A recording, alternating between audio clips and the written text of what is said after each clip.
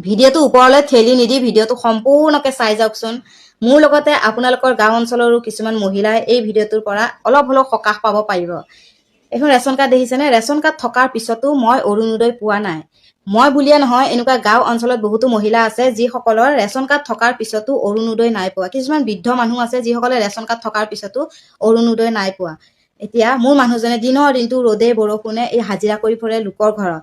যদি মই এই 1250 টকাটো পাওঁ, এই ল'ৰা ছোৱালীক কিবা এটা আনি দিব পাৰোঁ আৰু ঘৰখন অকণমান চলাত সকাহ হয়। যি বস্তুৰ দাম, সেইকাৰণে কৈছোঁ আপোনালোকে এই ভিডিঅ'টো যে মই কমেডি টাইপৰ ভিডিঅ' বনাইছোঁ যদিও একদম সঁচা ভিডিঅ' বনাইছোঁ। অকল মোৰ লগতে নহয়, বহুতো মহিলাৰ লগতে হৈছে তেনেকুৱা, ৰেচন কাৰ্ড থকাৰ পিছতো অৰুণোদয় নাপায়।